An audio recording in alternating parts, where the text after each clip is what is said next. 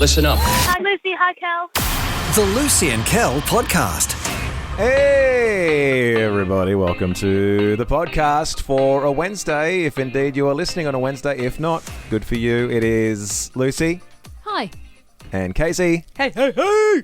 And I am also here, back for another podcast. We're under the pump here on the podcast today because Lucy's got better places to be. That's not everybody. true. Well, I haven't got a meeting I'm meant to be in now. Let me And I explain. can watch the meeting through the door and everyone's in their meeting but me. Lucy is part of the upper level management, and occasionally she is required to be a part of meetings.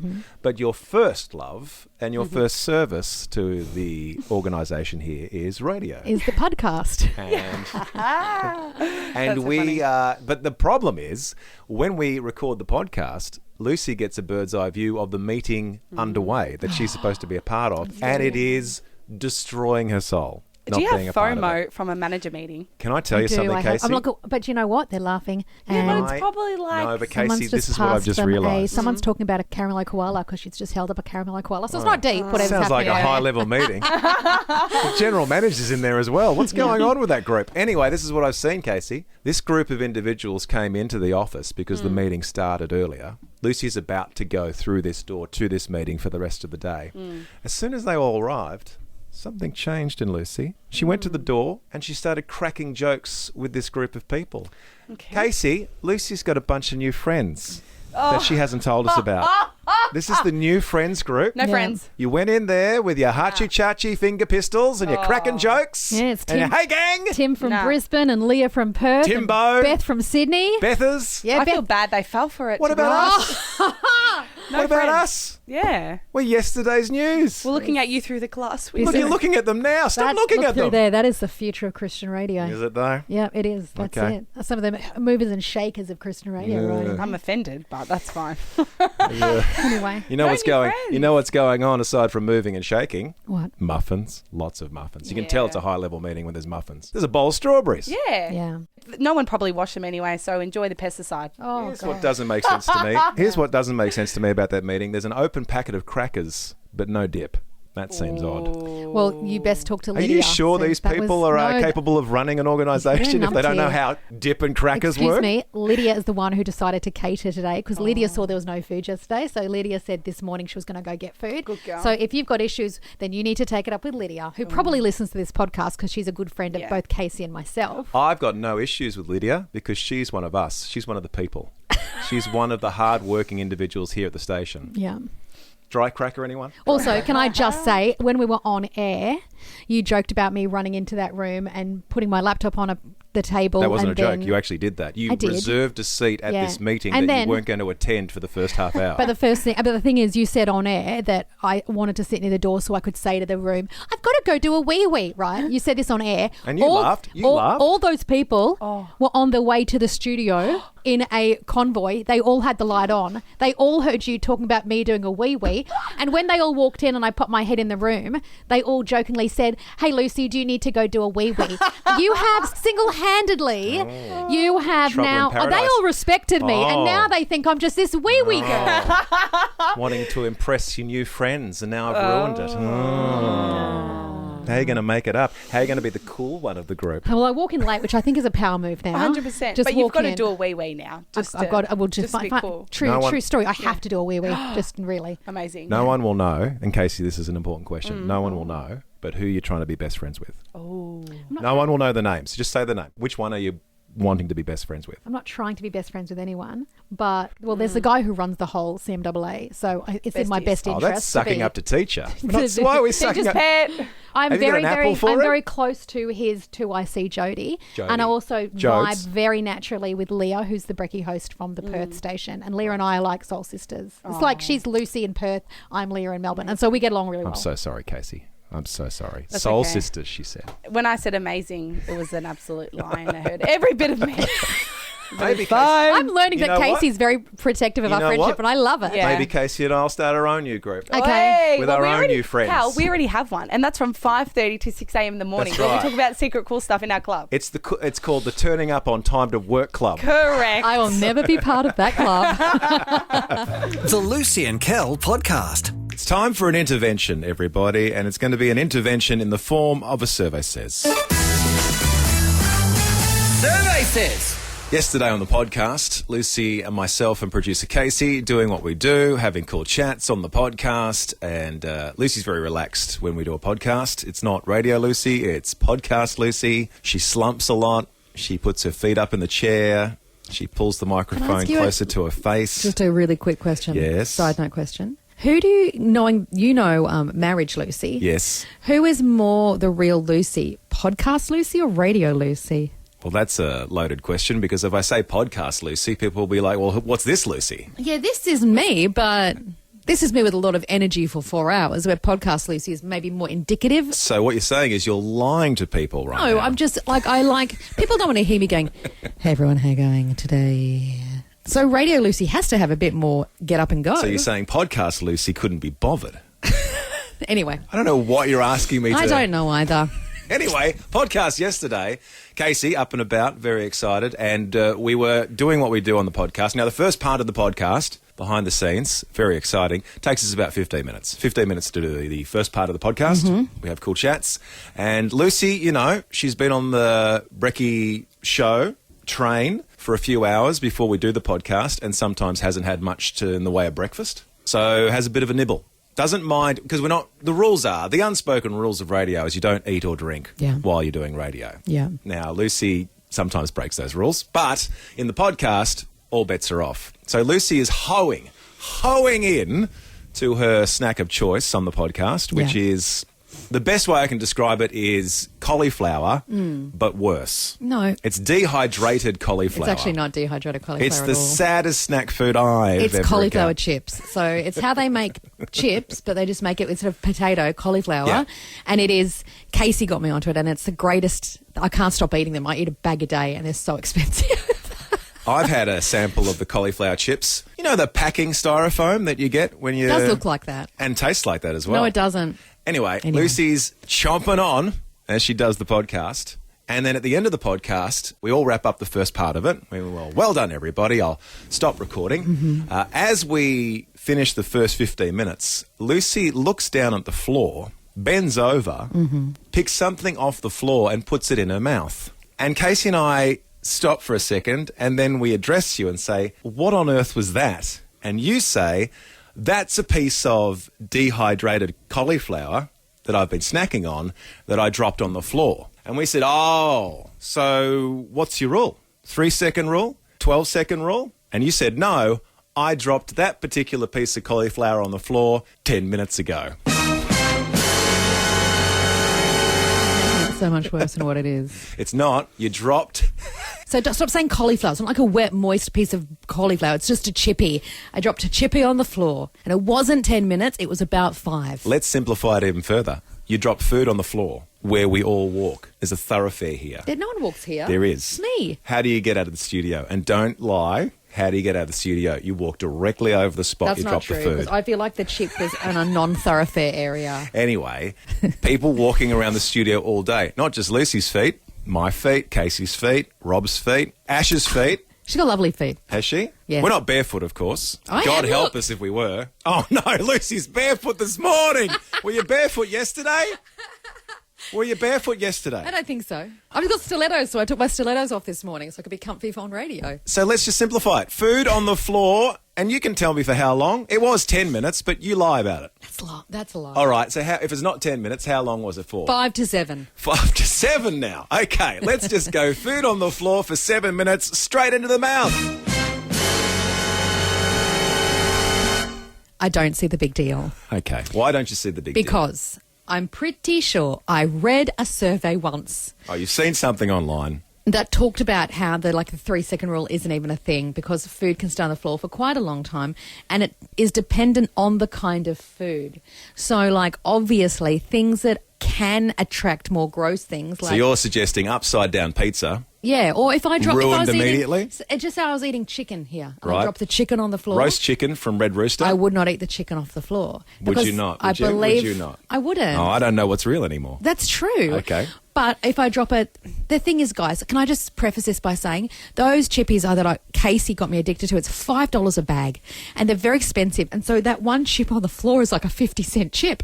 So for me, So it it's was worth dysentery. it was good stewardship It's of my money. Floor. It's worth a trip to emergency, is it? You'll never go to emergency for having a chip off a floor. After what 7 planet minutes. are you on?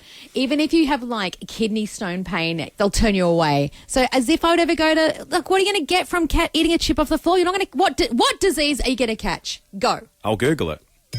Salmonella, E. coli, Listeria, the norovirus, hepatitis A. Just a handful of things that are possibly on that chip after 7 minutes on the floor. And did I catch any of it? Well, you need, No. you need to Okay. go and have a blood test. No. And then we'll come back with the results. Listen.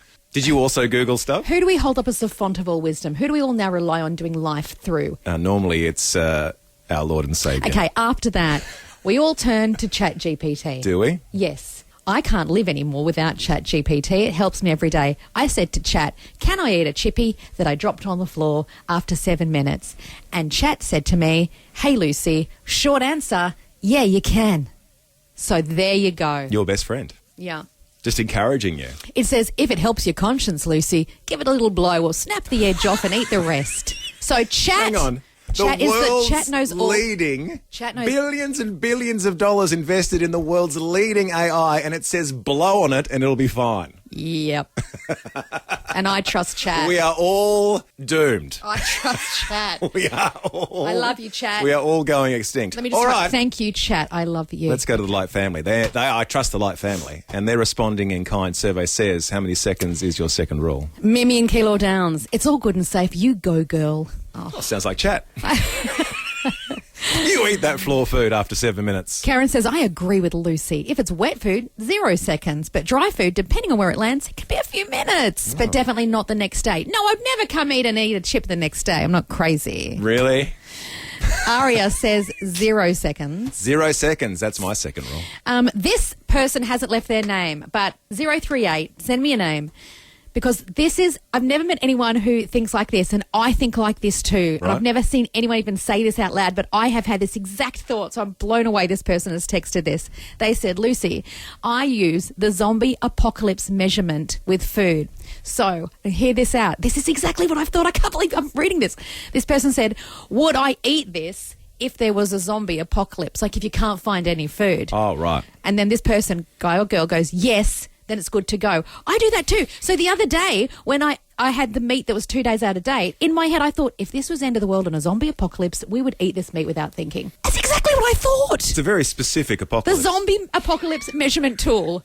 The ZAMT. It's great. So if you drop food on the floor, Yeah. you zamped it. So good. Christine and Cockatoon goes, Lucy, I'm totally with you, girl. About the zombies? No. But if people want to weigh in about the zombie tool, that's great. Christine goes, Lucy, I'm totally with you. If the item is dry and the floor is clean and no one's really been in and out of it, then, it's totally fine. She goes, let's say 5 to 10 minutes. It's fine. We found out that zombie apocalypse lady is Melissa. So in the phone system, we can now put her in as zombie apocalypse Melissa. Yes. Melissa, I've never met anyone's brain who works like mine, and I'm excited for you and me to connect.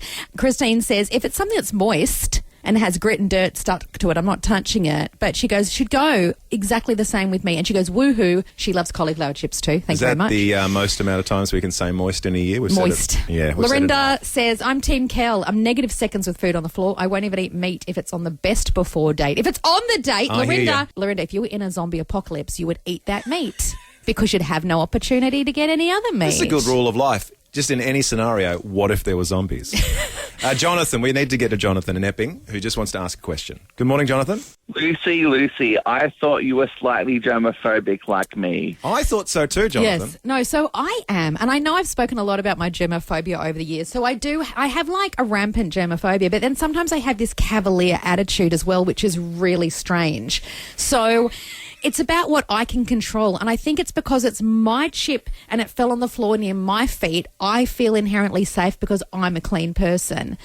But I feel like if someone offered me a drink from their water bottle, I'll be like, no way, no how. I just can't do that because of germs. So I understand. I'm a paradox. I'm a conundrum. I'm a mystery. I'm an enigma. Thank you, Jonathan. I appreciate that for calling Lucy out. And have we learned anything? No. The Lucy and Kel podcast. You're going to love this next bit. Oh, spoiler alert. Because we were on holidays, we obviously missed, 4 weeks of being able to chat to you about our lives. And I did want to go back and touch base about something that happened on our holiday. Kel and I we saved up all our pennies and we took ourselves off to Bali for about 7 days, which was magical. So, of course, when you're on holidays, you're in a different mode. Holiday Lucy and Kel are totally different people. We're very relaxed. We're so relaxed. We eat a lot of food. So much food. We walk a lot, though. That's what we tell ourselves. And sometimes we get a bit like, we lie by the pool for an hour. We're like, oh, let's go for a walk. Like, we're not too good at resting sometimes. Like, we could never spend the whole day by a pool. No. I could give it a crack. Maybe it's just me. So we got around, we did shopping, we did relaxing, we had the best time. Like, honestly, I think it was one of the best holidays of my whole life. It was so wonderful. But, when you're in holiday mode and everything's just a bit different, like, you just start, you buy things maybe you wouldn't normally buy. You're really relaxed. You're open to any and all opportunities. I don't know what came over me on one particular day. I know what came over us.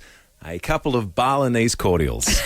And for some reason, just lazing by the pool, you have some really great ideas. I love artwork, and every time Kel and I've gone overseas over the years, we buy artwork. It's what we do. That is your thing. You do like to bring home a piece of art from and the area. We walked past an artist's place, and we saw this big piece of art. It was like 2 meters by 2 meters. And I was like, love it. You loved it straight away, too. Loved it straight away. Walked and said, buy it. And we rolled it up, and Kel was like, we'll figure out how to get it home later. And I was like, great idea. But whilst I was in this particular artist's place, I saw him painting a portrait of a dog, and I thought, that's a good idea. And we went back to the hotel. We're lying by the pool. We've got dogs. We're lying by the pool. And I said to Kel, should we get a portrait of our dogs painted for our house? And Kel, being classic Kel, was like, yes, we should. And I don't need much encouragement in life at all. If I throw something out there and someone's like, yes, I will just blindly do it. Well, the question was, should we get a portrait of our dogs? I don't know why the answer would be no. The price. So I Googled best dog portrait painter Bali, right? What are the chances? What is it? What are the chances there's an expert in the area? No, first guy pops up, write his name, and like 5-star reviews. And I looked at his art and I was like, look at all these dog portraits. This guy's great. So I messaged him. I was like, hey, we leave Bali in 2 days. What's the chance you could get a dog portrait done? And he's like, on it, can do it, no problem. From scratch? Pay me a deposit. Here's my details. And like, he lived in a village like 2 hours away. So I was like, I said to Kel, we may not see this money again. We may. Well, who's to know? It's a great story. So I pay him the deposit. I send him the photos of our dogs. And then 2 days later, he's at reception of the hotel on his motorbike with a rolled up picture of our dog's hand-painted portrait. And I've had it framed, and it's the first thing you see when you enter our house is the portrait of our 3 dogs now, because remember, we've got a new dog. We've got Luna and Nala and the puppy Dolly, and I've decided to have her painted in puppy form to remind ourselves of the days she was a puppy. Yeah. And at the time in Bali, it was the best idea. And now when I walk into the house, I'm like, I had someone come in the other day, they started laughing. They were like, what is this? My best friend, Schmig and Schmempton, went, what is that? It's a portrait of our dogs. We had a portrait of our dogs painted in Bali. And they're she just adorable. laughed and walked out. Is it life-like accuracy? No. Are they smiling like human people? Yes, they are. Which I think makes it gorgeous because they're smiling at you. Are they all huddled together in a group like they love each other, which is not the case in reality at the moment? Yes, absolutely. It's our dream that they'll all get along as best friends and sisters. Anyway, Is it something that some people may consider hanging in the toilet? Yes. Yes, it's one of those sorts of pictures. It's so silly. It is a bit silly. But we made a decision on holiday. But again, a lot of Balinese cordials. We made a decision on holidays, and we have stood by that idea. But I think this is the thing, though. I think a lot of people go overseas, buy something, and then they get home and they go, what were we you're thinking? high on life. You're loving life. I know, There's you're no relaxed. bills to pay. You don't have to worry about electricity bills And or especially school when you go fees. overseas and you see all the beautiful different cultural things, like in Bali. You want to be a part of it. You're like, I love this shell necklace display, or I love this African headdress. What about those people? What do they call the massive shells that you blow into? Conch. Yeah, you see one of those overseas, you're like, I need that on the dining room table. Exactly. How much? So this is what I'll buy 2 of them. This is what I want to ask people.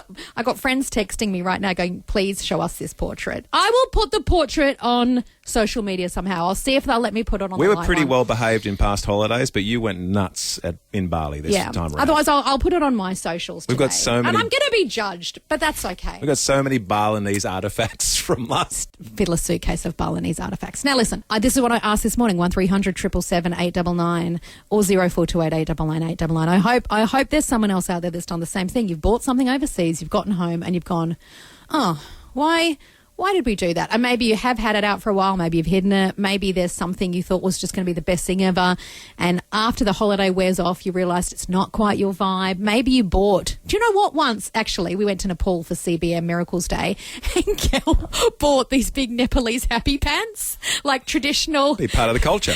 Nepalese happy pants. And you were wearing them all around Nepal, and then you came back to Australia and they disappeared. Well, they work in Nepal. This is what I'm they talking don't about. necessarily work in Mooroolbark. I think we... Karen has texted in saying, oh, yes, we do this every time we go overseas, but nothing ever goes within decor. It always ends up in my hubby's office. The best is a gone fishing sign. Yeah, Karen's oh, no, with we've got us. on the phone. Yeah, join with us now, Karen. Good morning, Karen. Good morning. Happy New Year, guys. Yes, this is my first call for the year. Well done, Karen. Hey, well, You bought back, you bought a gone fishing sign? We did. We've travelled quite a bit, and we went to the Sea of Galilee, and I was just in the moment, and we had this sign, and it says "Gone Fishing." Oh my God, it's the most ugliest thing you've ever seen. But it's in my husband's study, so they all go in my husband's study. All the stuff we get. Karen, you nailed it. You were holiday Karen. You were in the moment. Karen was having so much fun buying that sign. You're in the moment. Throw it in the suitcase, bring it home. Absolutely. We always have to get a second suitcase because I buy dishes that are red, green, and blue that don't make me decor.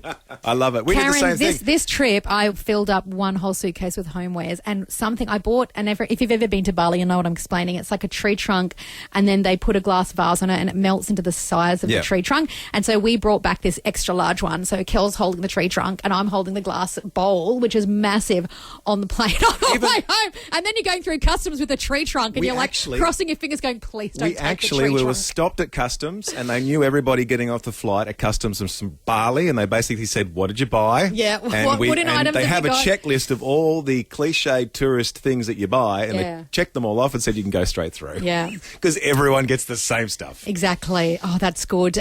Jonathan's texted in saying, I've been overseas just once in my adult life, Singapore, and I went wild buying gifts for myself, but I call them souvenirs. He goes, I bought a cup from the museum, but I've never drunk from it. And he goes, I also bought a Christmas music box that I totally forgot about as well until now. Love it.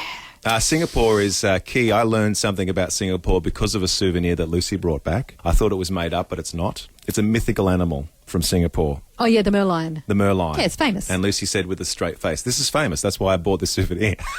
I bought your merlion mug. Yeah. And I bought because my daughter a it's an merlion actual key thing ring. from Singapore. Do you know what? There's someone here at work who I love. Who Loves works a merlion? No. Well, yeah, maybe. But he works in our business team. His name is Joby. He's the sweetest man on the planet. He has just been to Malaysia. And Joby is getting around in a beautiful Malaysian batik top. Oh, and he that's the looks one. stylish. And I said, Joby, great top. And he's like, thank you. I've just been to Malaysia. I'm wearing a batik top. And I was like, I love it. Ironically, we have a CEO who wears Hawaiian shirts, who I don't believe has ever left the country. No, I don't think he's ever been to Hawaii. The Lucy and Kel podcast. And dare I say it, the end of another very successful podcast with Lucy and Casey and Kel. Lucy's still here, still not in the meeting. Would you like to go now while we wrap up the podcast? No, because I have to go to the toilet. So I Toilet can't first? just walk into the meeting. I have to go to the toilet. You don't walk through and just say, I'll be back in a sec. I thought Power about that. move. I thought about going and going, hey guys, I've got to go do a wee-wee. But I can't. So I'm going to go like out. being back at school again. You know, want to be the it's cool, stressful. funny kid in class. Yeah. I really wanted to be the funny. I was the funny girl in class, Yeah. to be honest. Yeah, but you would have been... I was not the cool girl, but I was the funny gag girl. Quick poll. Where did you sit in class? Right up the front. I wanted to be popular. Yep. I was at the back. You were up the back? Yeah. I was up the back as You well. wanted to be But I was, popular. yeah, because I wasn't. But I was the funny girl Yeah. because I was clever, but I didn't come across too I'm clever. wondering if Casey was the middle or middle back. Where were you, Casey? Back corner. Back corner? Chilling out. The worst kid. We didn't have like tables like, do you have individual desks? Yes. Oh, I yeah. did. We have connecting desks. Oh, you so had communal usually desks. it was just like around in a semicircle Right. or it was like long rows, and me and my friends would just sit back corner. You got So we to could sit all with your chat. friends because I would come into class and the teacher would be like, Nick, you're up the front, George over there, Yeah, Kel they up the did back. that to the not sorry how I'd you get going, separated from all the troublemakers Yeah. so I didn't cause more trouble than I was Yeah. actually going to cause. kids. Oh, Cal, I wish I could have seen you in primary school. Lucy would not have liked me. Anyway, have a great time in your full day meeting. Thank you very much. Say hello to all your new friends for us. I will. No. They don't know Will who you you talk are. about Casey and I? No, because they're not talking about macro level That things. is so rude. Get out! I don't want to do the outro. Get out. You do No it without outro. me. That's true, Casey. No outro, actually. We're just going to walk out the studio. I'll do it. I'll do it by myself. Okay. Until tomorrow, guys. Oh, whoop, whoop. Guys. Well, that's all for now. But you can download more podcasts anytime or catch Lucy and Kel live weekday mornings from 6 till 10 on 89.9 The Light. This is the end bit. This is the end bit. Woo! This is the end bit Yeah. of the show. And bit.